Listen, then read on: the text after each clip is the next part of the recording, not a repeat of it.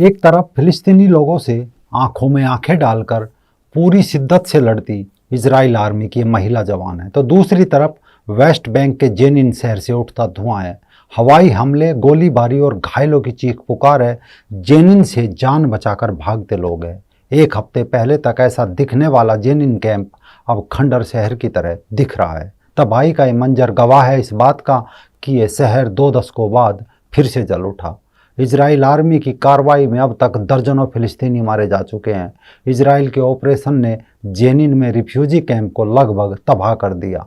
मौजूदा हालात की तुलना दूसरे इंतिफादा यानी विद्रोह की खूनी जंग से की जा रही है। आखिर रिफ्यूजी कैंप पर आक्रामक सैन्य कार्रवाई के पीछे इजराइल का मकसद क्या है?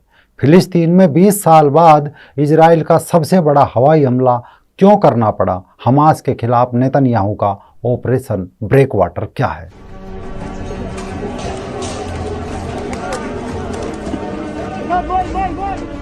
नमस्कार, मैं राजीव चौधरी। मध्य प्रदेश के पेशाब कांड, यूएसए से पन्नू की मौत की अफवाह की खबर और यूसीसी पर राजनीतिक तू मैं के बीच इजराइल के प्रधानमंत्री नेतन्याहू का ऑपरेशन ब्रेकवाटर की खबर कहीं ना कहीं दब कर रह गई।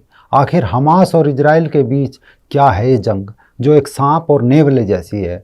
एक की जरा सी चूक और दूसरे का अस्तित्व समाप्त। यह इजराइल के अस्तित्व की लड़ाई है या हमास की जिहाद का ऐलान? चर्चा में आज इजराइल की फुल इनसाइड स्टोरी। दरअसल इजराइल के पूरब और जॉर्डन नदी के पश्चिम में बसा है वेस्ट बैंक। इजराइल जॉर्डन सीमा पर बसा यह इलाका दुनिया का सबसे खतरनाक इलाका माना जाता है। यही मौजूद है जेनिन कैंप। कई दिन पहले इजराइल सरकार ने 13,000 नए घरों के लिए परमिट जारी किया था। इसके विरोध में हमास ने एक यहूदी बस्ती के पास 4 इजरायली नागरिकों की गोली मारकर हत्या कर दी थी। इस घटना के बाद इजराइल जो राजनीतिक अस्थिरता का शिकार है, वहां सरकार पर जवाबी कार्रवाई का दबाव बढ़ गया। इन 4 नागरिकों की मौत से इजराइल की सरकार और सेना भी सख्ते में आ गई और शुरू हुआ ऑपरेशन ब्रेकवाटर, जिसमें 3 जुलाई को रात के 1 बजे जेनिन के रिफ्यूजी कैंप में चीख पुकार मच गई। इजरायली सेना ने यहाँ ड्रोन से भारी बमबारी की। ये फिलिस्तीनी आतंकी संगठन हमास का गढ़ है। इस रिफ्यूजी कैंप में करीब आधा किलोमीटर के दायरे में 18,000 से ज़्यादा लोग रहते हैं। इजराइल के हजारों सैनिकों ने इस कैंप को निशाना बनाकर कम से कम 10 ड्रोन अटैक किए। अगले दिन तक इलाके में गोलीबारी और विस्फोट की आवाज़ सुनाई देती रही। हम यूट्यूब की पॉलिसी के चलते हमले की सभी फुटेज नहीं दिखा सकते, लेकिन आपको बता दें कि घायलों की संख्या इतनी थी कि मरीजों से भरी एम्बुलेंस थोड़ी थोड़ी देर में रिफ्यूजी कैंप के बाहर निकल रही थी। जेनिन कैंप पर हमले के बाद इजरायली सेना और फिलिस्तीनी आतंकी संगठन हमास, उसके साथ ही जेनिन ब्रिगेड के बीच घंटों गोलाबारी चलती रही। इजरायली सेना का कहना है कि आतंकी संगठनों को निशाना बनाकर यह हमला किया गया है। ये ऑपरेशन कब तक चलेगा, इस बात की कोई गारंटी नहीं है। 20 साल पहले भी इजरायली सेना ने फिलिस्तीनी शहरों पर जमकर हवाई हमले किए थे। 5 साल चली जंग में कुल मिलाकर 3,000 फिलिस्तीनी और 1,000 इजरायली नागरिकों की मौत हुई थी। अब एक बार फिर इजराइल और फिलिस्तीन के बीच इस जंग ने 20 साल पहली याद ताज़ा कर दी है। जेनिन में रिफ्यूजी कैंप को तबाह कर दिया गया। इलाके में मौजूद घर, सड़कों और कारों का मलबा हर जगह फैल गया। इससे पहले सोमवार को फिलिस्तीन के आतंकी संगठन ने इजराइल को तबाह करने की धमकी दी थी। इसके बाद मंगलवार देर रात गाजा पट्टी से इजराइल पर मिसाइल फायर की गई।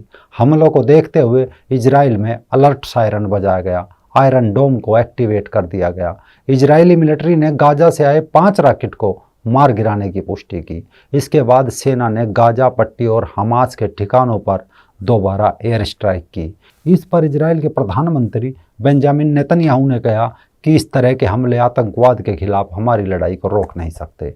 इस खूनी जंग के बीच एक बार फिर से सवाल बनकर उभर रहा है कि आखिर इस्लामिक आतंकी संगठन हमास चाहता क्या है और उसे पीछे से किसका सहारा मिल रहा है? क्या इजराइल हमास से जीत जाएगा या मुस्लिम देशों की मदद से हमास इजराइल का अस्तित्व मिटा देगा? असल में टाइम्स ऑफ इजराइल के अनुसार हमास में करीब 27,000 लड़ाके कौए आतंकी है। इन्हें 6 रीजनल ब्रिगेड में बांटा गया है। इसकी 25 बटालियन और 106 कंपनियां हैं। इनके कमांडर बदलते रहते हैं। हमास में 4 विंग है। मिलिट्री विंग के चीफ है इज़्ज़ुद्दीन अल कासिम। पॉलिटिकल विंग की कमान इस्माइल हानिया के हाथों में है। इस विंग में नंबर 2 पर है मूसा अबू मरजूक और एक और नेता है खालिद मसाल। इंटरनेशनल अफेयर्स के लिए ये मुस्लिम ब्रदरहुड यानी 56 मुस्लिम देशों पर निर्भर है। दरअसल जो लोग इजराइल फिलिस्तीन विवाद से ज़्यादा वाकिफ नहीं है उनके लिए हमास नया नाम हो सकता है। इजराइल इसकी तुलना अल-कायदा और इस्लामिक स्टेट से करता है, लेकिन सच्चाई ये है कि हमास को जन्म देने वाला भी इजराइली है। ठीक वैसे जैसे तालिबान को अमेरिका ने खड़ा किया, फिर तालिबान की मदद से अल-कायदा बना, और दोनों मामलों में एक चीज़ कॉमन है और वो ये है कि तालिबान हो या हमास, ये उन देशों के लिए मुसीबत बन गए जिन्होंने इन्हें खड़ा किया। साल 1948, इस साल एक नए देश के रूप में इजराइल का जन्म हुआ। ये जगह थी इस्लामिक देशों के बीचों बीच। इस कारण जन्म लेते ही इस्लामिक देश इजराइल को आंखें दिखाने लगे। सबसे बड़ा दुश्मन बना फिलिस्तीन, जो इजराइल को डिप्लोमेटिक लेवल पर आंख दिखा रहा था। इजराइल को जब लगा कि डिप्लोमेटिक लेवल पर वो फिलिस्तीन के सामने कमज़ोर पड़ रहा है, तो 1970 के दशक में उसने फिलिस्तीन के कट्टरपंथी संगठन को उदारवादी फिलिस्तीन नेताओं के विरोध में खड़ा कर दिया। हालांकि हमास की औपचारिक स्थापना 1987 में मानी जाती है, लेकिन उससे पहले वो चोरी छिपे काम कर रहा था। हमास ने अस्तित्व में आते ही फिलिस्तीन की लिबरल लीडरशिप को धीरे धीरे किनारे कर दिया और खुद फिलिस्तीनी आंदोलन का झंडरबरदार बन गया। इजराइल के लिए सिरदर्द भी बन गया। इजराइल के पूर्व जनरल यित्याक सेजेव ने एक बार कहा था कि जहर से जहर मारने की नीति एक ऐतिहासिक गलती थी। इजरायली सरकार ने यित्याक को हमास के लिए बजट भी दिया था। इसका अफसोस उसे आज भी है। हमास इजराइल के हाथों से निकला तो हमास को तुर्की और कतर से फंडिंग मिलने लगी। हमास के एक नेता खालिद मैसाल ने तो कतर में बाकायदा का दफ्तर भी खोल दिया था। ईरान भी हमास को हथियार और पैसा देने लगा। ईरान भी इजराइल का विनाश चाहता है। हालांकि ईरान शिया मुल्क है जबकि अरब वर्ल्ड सुन्नी है, लेकिन काफिर इजराइल के लिए शिया सुन्नी एक हो गए। आज हमास का लक्ष्य है कि वो इजराइल के उन हिस्सों पर कब्जा करना जिनमें ज़्यादातर फिलिस्तीनी है और एक स्वतंत्र देश के रूप में खुद को स्थापित करना। हालांकि हमास को ज़्यादातर मुस्लिम देश पत्थरों से जंग लड़ने वाला संगठन कहते हैं, लेकिन सच्चाई क्या है ये आप इन दिनों जारी जंग से देख सकते हैं। उनके पास हजारों रॉकेट भी है और लॉन्चर भी है, आधुनिक हथियार भी है और फॉरेन फंडिंग भी है, लेकिन ये सही है कि अब भी इजराइल की ताकत के सामने ये बिल्कुल बौने हैं। अब इजराइल की ताकत के चलते जो उसे ज़्यादा मदद भी नहीं मिल पा रही है। हर बार झड़प में हमास को ही नुकसान हुआ। इस बार भी उसके 6 कमांडर मार गिराने का दावा इजराइल की तरफ से किया गया। इजराइल के प्रधानमंत्री नेतन्याहू ने कहा है कि ये लड़ाई अभी ख़त्म नहीं हुई। हम हमास और फिलिस्तीन पर नज़र बनाए हुए हैं, वो छिप नहीं सकते।